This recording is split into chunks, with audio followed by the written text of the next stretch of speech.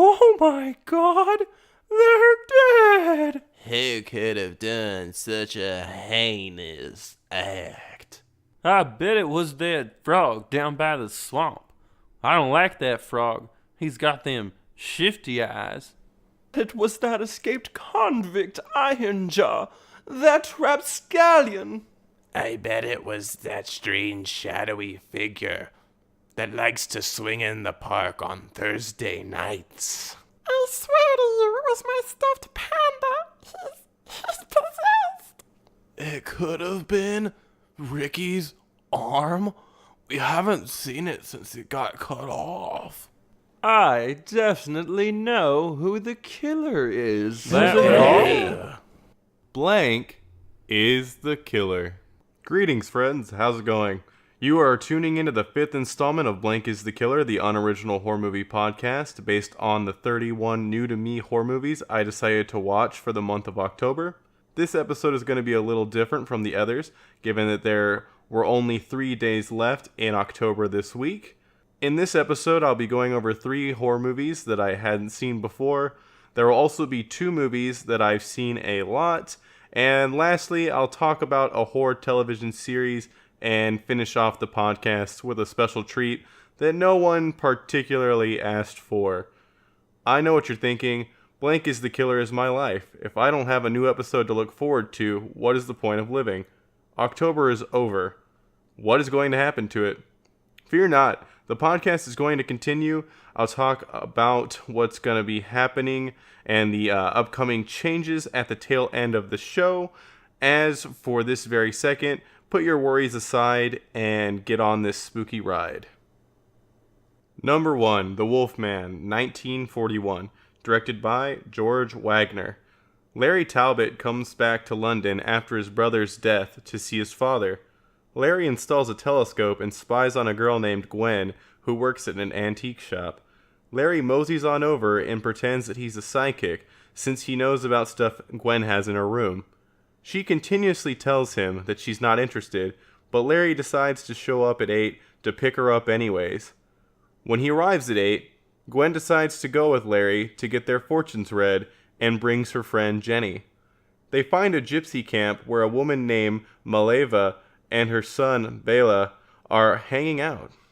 Jenny goes to have her fortune read by Bela, while Larry and Gwen go for a walk. Bela has the mark of the werewolf on his forehead and sees a pentagram on Jenny's palm, which means she's going to be his next victim. He tells her to run away. Jenny runs but is attacked by a wolf. Larry hears her screams and runs to help her. He beats the wolf to death with the silver-topped cane that he bought at the antique shop earlier. He is bitten in the kerfuffle. When people arrive at the scene, they see that Jenny is dead and Bela has been bludgeoned to death. Larry is taken home and questioned by the police. He shows them a bite mark on his chest, which has mysteriously vanished. Larry goes over to see Gwen, who tells him she's engaged. Her dude comes over and Larry leaves.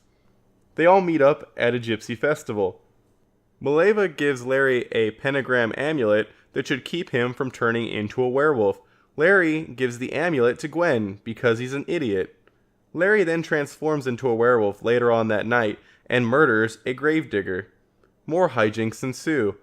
Larry knows he's a werewolf, steps into a bear trap, is suspected by the village hunters, says goodbye to Gwen, who wants to run away with him but has the pentagram palm, goes home to talk to his dad, gets tied to a chair, gives his dad the wolf killer cane, turns into a werewolf, and escapes, tries to kill Gwen, gets beaten to death by his dad, then Maleva turns him human and everyone thinks a wolf attacked Gwen and killed Larry. Bela, Larry, and his father are the killers. Actually, I'd say Larry not taking no for an answer is the killer. That dirtbag is the reason everyone died. He sucks and is a complete moron. He's not a likable character at all. His dad lets us know that he's basically abandoned his family. He peeps on girls like the guy from the Weird Al song Melanie. Come to think of it, he's almost as bad as the guy in that song. When a lady says no over and over, he persists. When a lady tells him she's engaged, he still keeps going.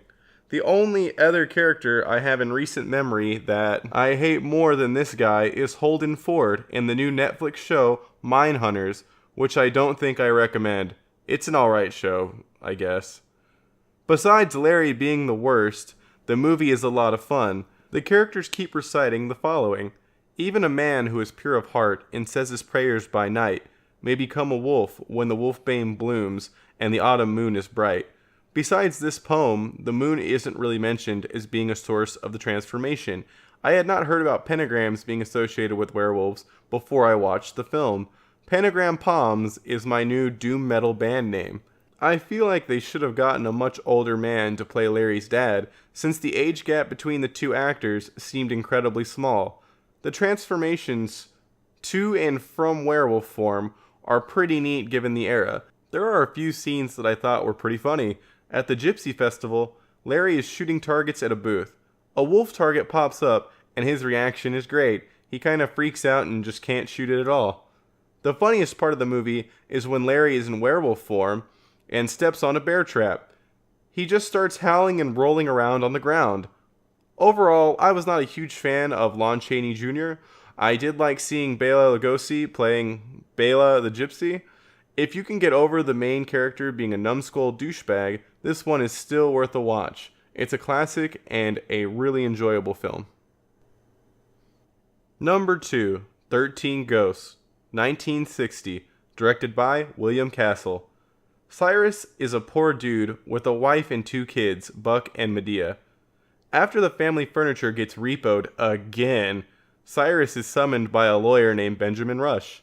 Cyrus's uncle, Dr. Zorba, has left him a mansion and a special pair of glasses. They also get a housekeeper named Elaine. The family moves into the house and sees that it's haunted. The glasses allow Cyrus to see ghosts in a secret passageway.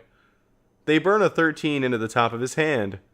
Buck starts finding money around the house. Dr. Zorba is said to have hidden his fortune in it. Ben sees that Buck has found some money and tells him to keep it a secret between the two of them. Elaine holds a seance. Buck finds where all the money is.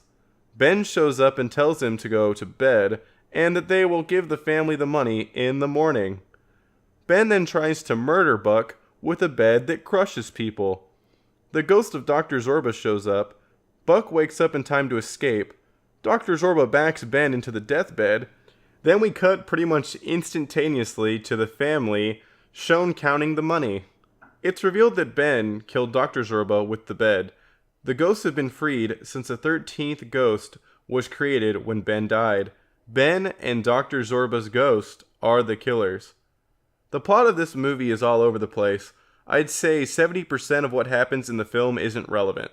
There is an especially long scene where Buck sees the ghost of a lion and its tamer, which drags on forever and is incredibly boring for a scene with a ghost lion and headless tamer. The movie was originally shown in 3D, so maybe if I got to see the sick 3D visuals, that scene would have been better.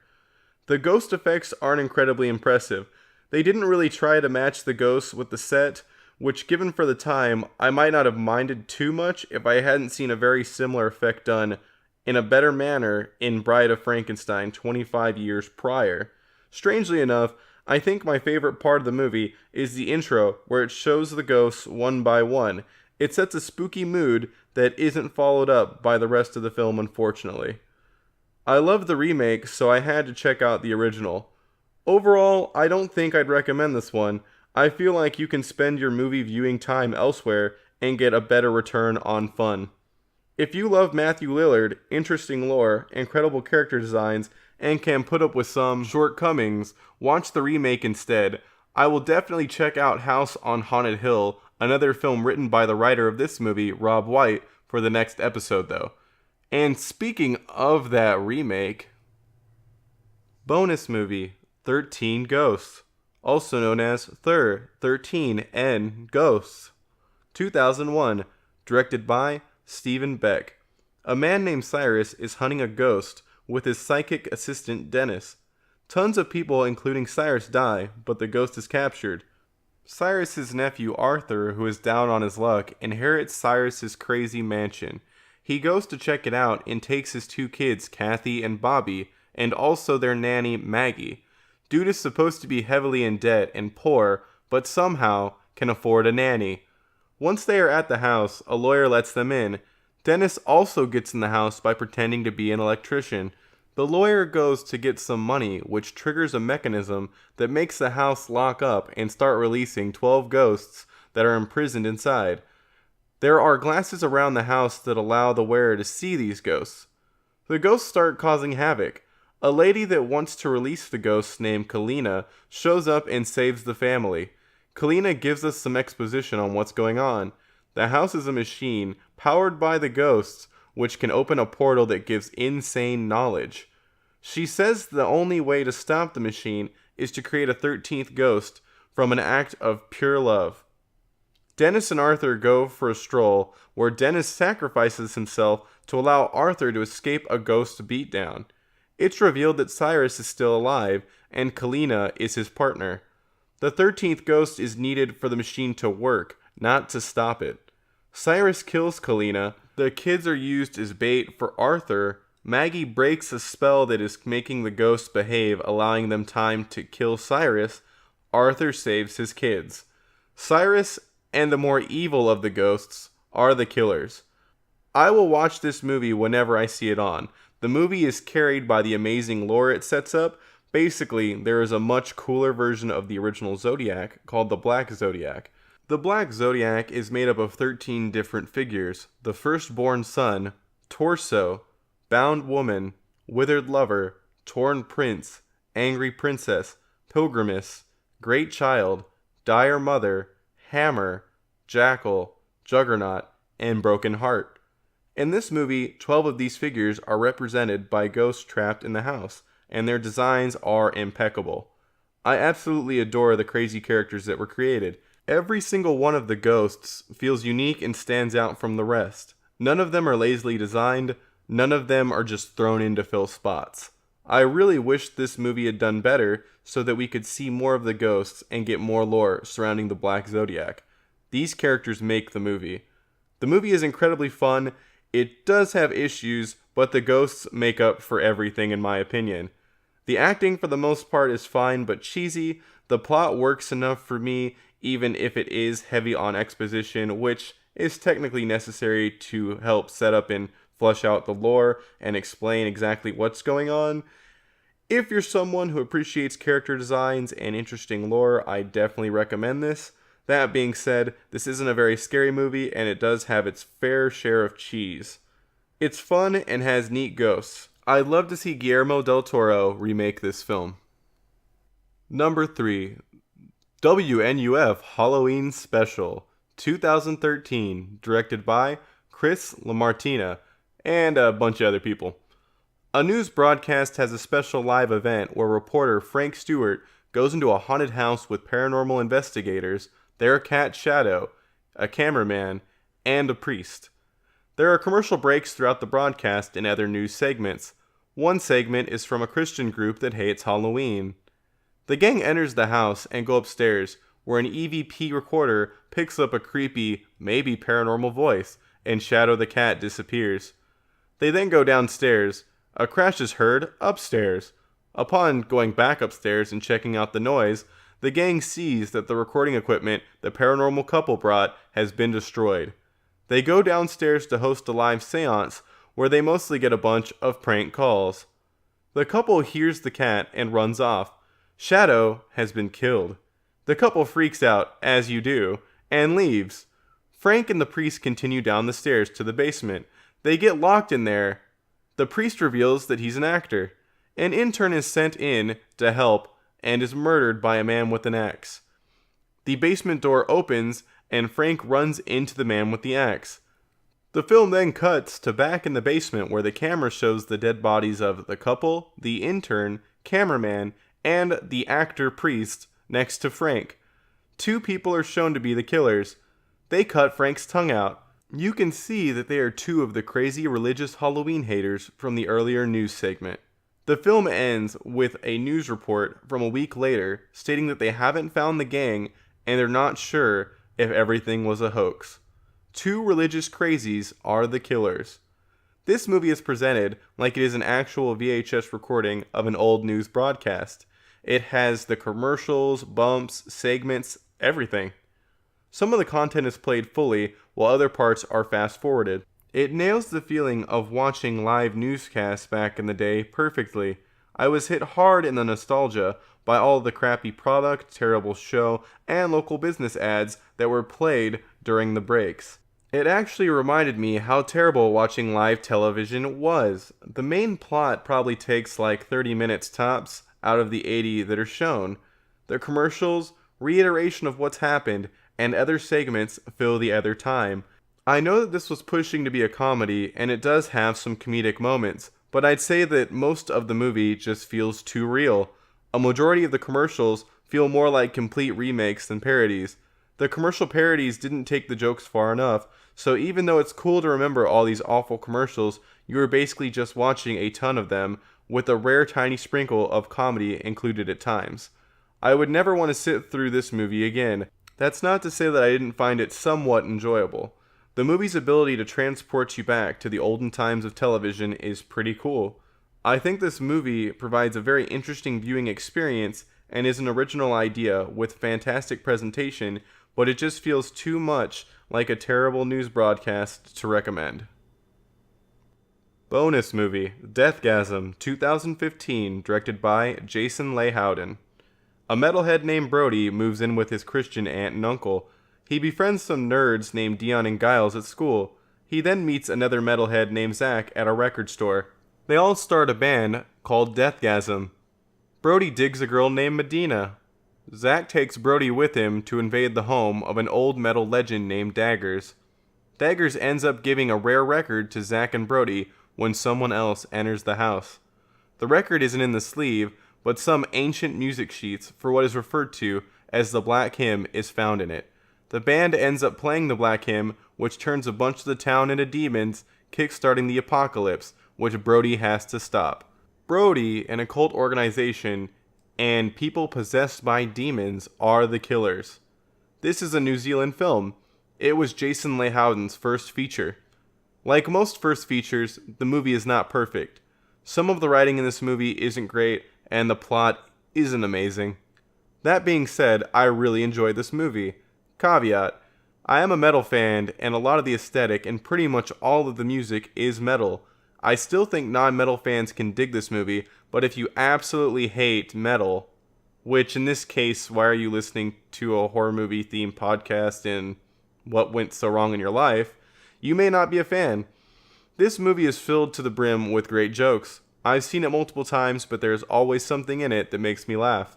There are tons of different types of humor littered throughout. Slapstick, regular jokes, absurdist, visual, all the types of comedy you could want are in this movie.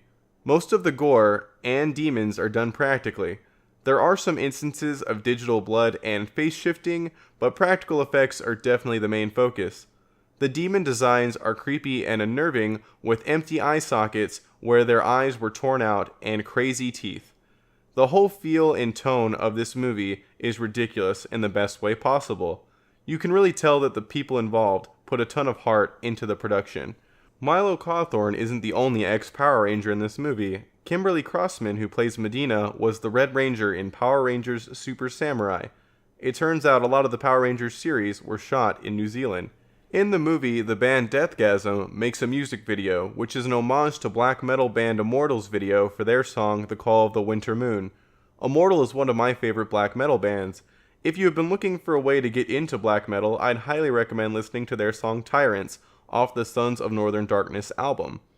Walmart refused to sell the movie with the name DEATHGASM, so Walmart made special sleeves that changed the title to Heavy Metal Apocalypse. With this one, I don't want to give too much away, so if any of what I said made this sound appealing, watch it.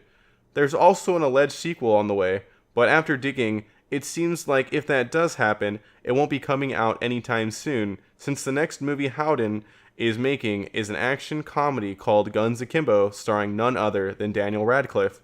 If you want to watch some other metal horror movies that are much more dated but fun, you can check out Trick or Treat from 1986, about a rock star who dies and is brought back as a ghostly entity by a record being played backwards, or 1990's Shock 'em Dead, about a loser who becomes a guitar god with a little help from Satan, the latter being one of the most campy cheese fests I have ever seen.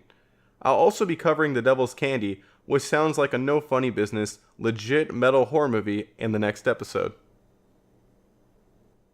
Bonus Series, Scream Queens 2015, created by Ryan Murphy, Brad Fulchak, and Ian Brennon.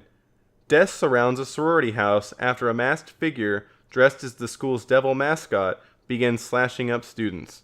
This show stars Emma Roberts as Chanel, the leader of her sorority house.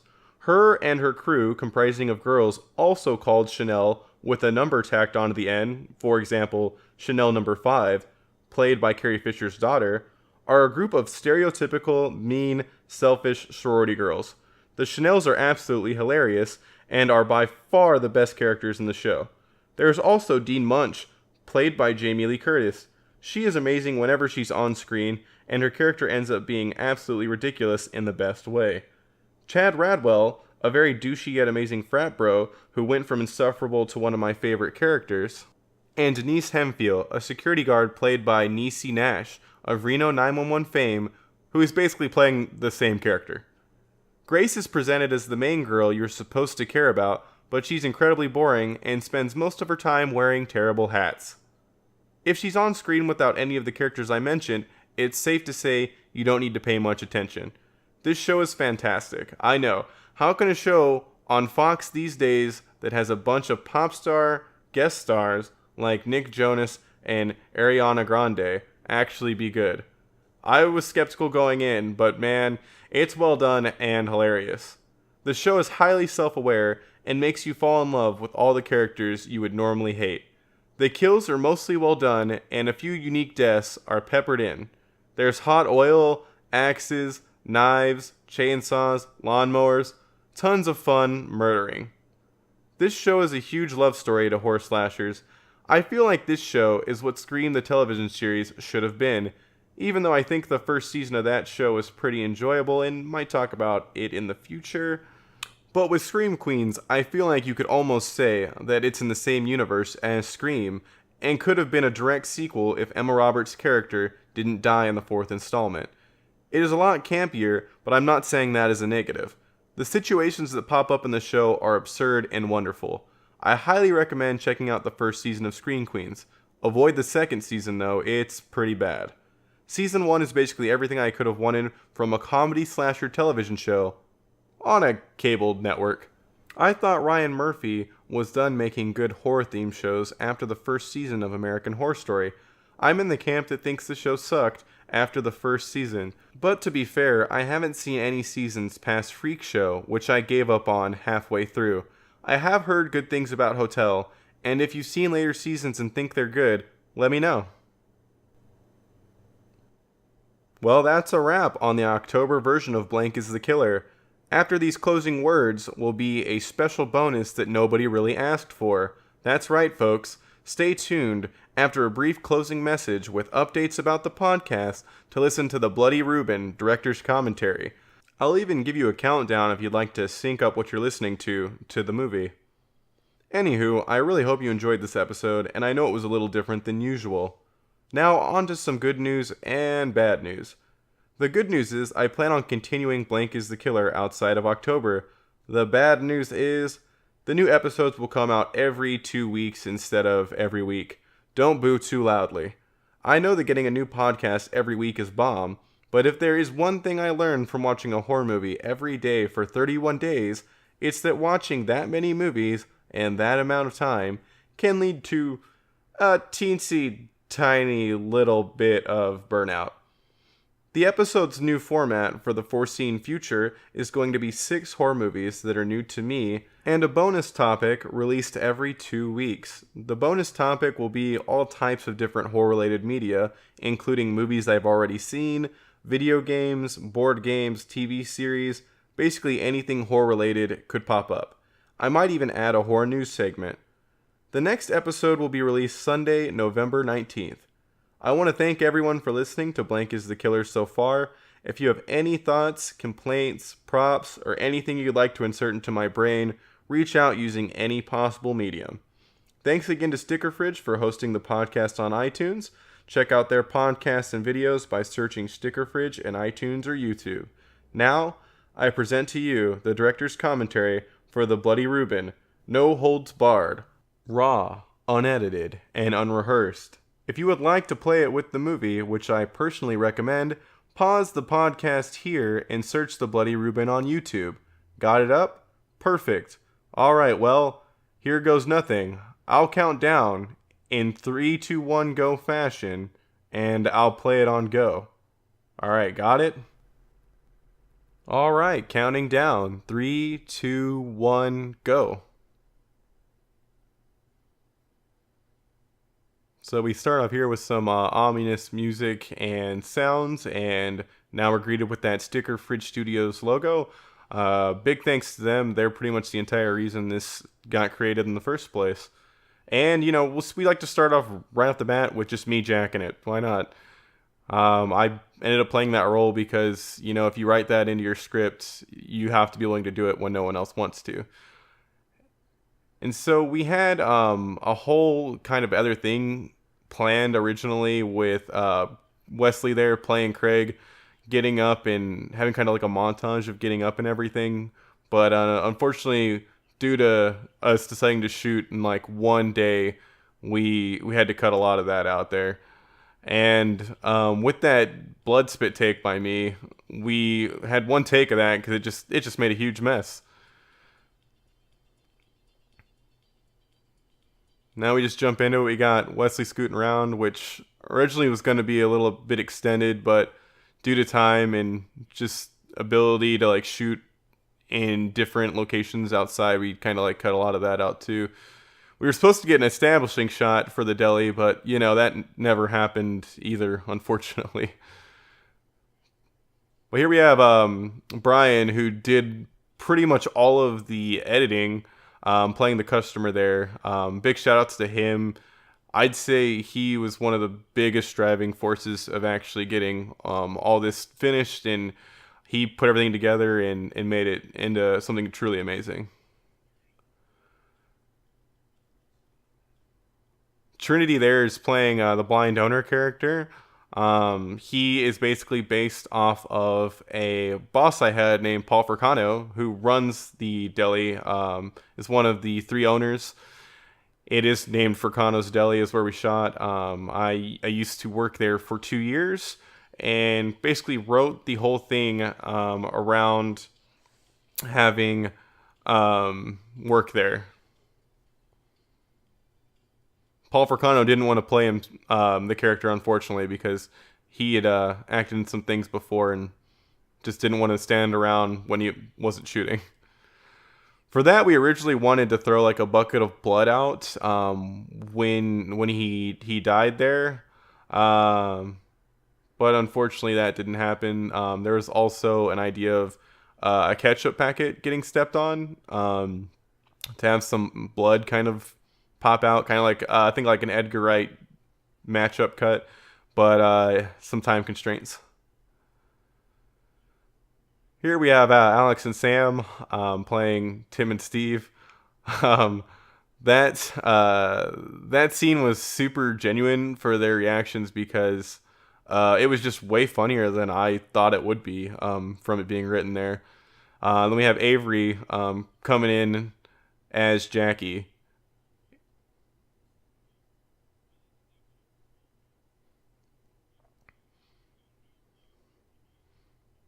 Trinity did have some ad-libbing here, and I think what he said was pretty great, and it added and was funny.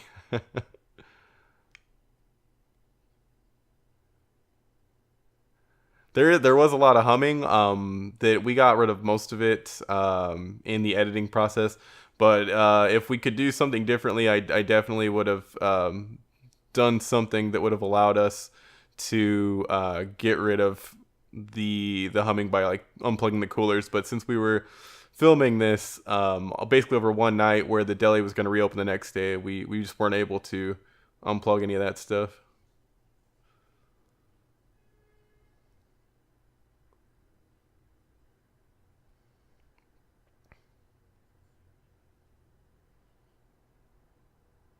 We almost forgot to even have that name tag, which was pretty pivotal to the character, to let you know that they had basically murdered Craig and taken their clothes.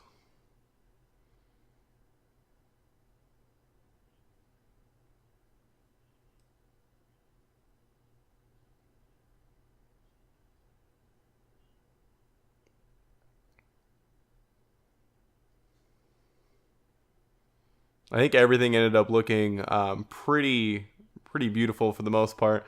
There's a little bit of out of focus parts and some small issues, but overall, I think everything ended up looking really great.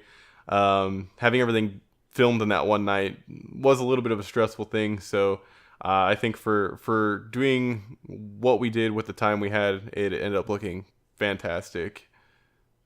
And Zach, the co-writer, was the cameraman. He did a fantastic job.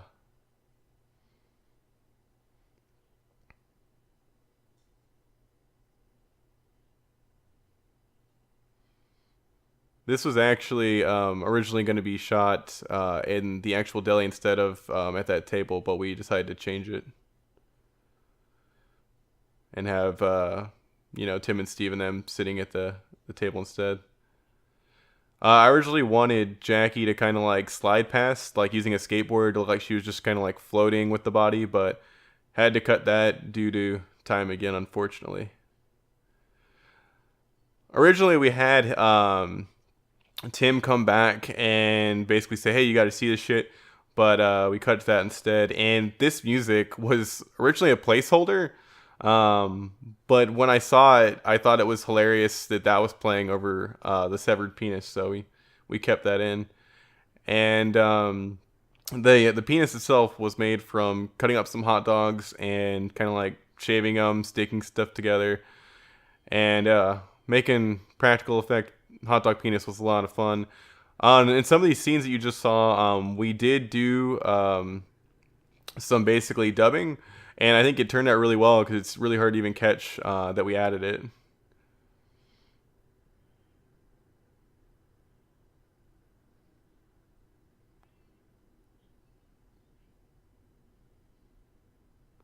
I love his nonchalant just go right into it. I thought that was absolutely perfect. I do wish we could have done some more actual practical like blood splatter, but since this was a deli that needed to open the next day and we just couldn't get stuff everywhere, we had to unfortunately move away from that. But in the next film that we make, hopefully that's all up in there. And so there's my dad, Jim Baker. He plays the regular customer.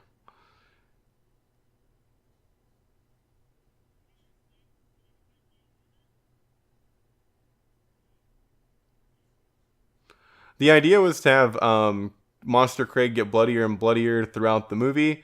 But since we didn't plan the actual day of shooting as well as we should have, given how much planning was in this, we didn't get too much blood on her, unfortunately. I wish there would have been more there.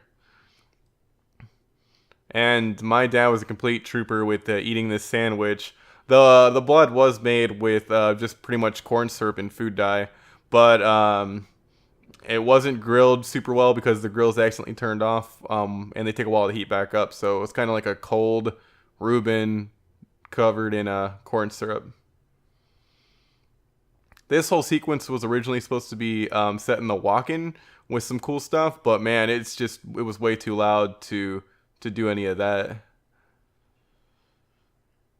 And remembering that, originally my dad was supposed to eat the cut off penis in like a hot dog, but for time we ended up cutting that too, unfortunately.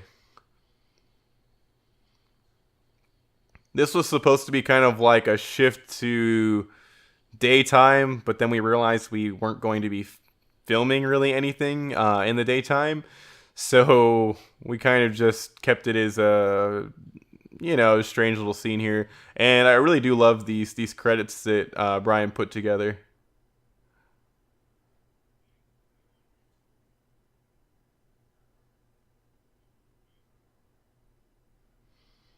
Yeah, Marina was a huge trooper. We went pretty late into the night filming, and she had all that sticky, terrible corn syrup and makeup. And big shout outs to her for putting up with all that and having all that on her for so long.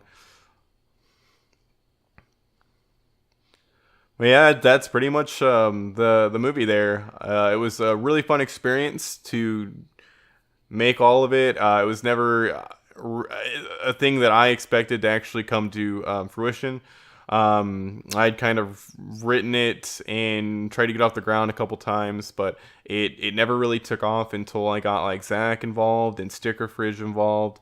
And I'm just really glad that we got to create something and put it out there. And I think Avery did an amazing job. And that was like our first time acting. So I'd really like to see what she does in the future. If we decide to like write another movie, I'll probably get a part for her in there as well. And so yeah, that was the Bloody Reuben, a movie planned for a while and then shot all in one night.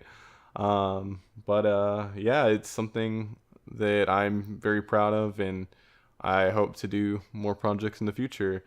And so that's been the commentary. That's the end of the episode of Blank is the Killer as well. And you'll hear from me again on November 19th.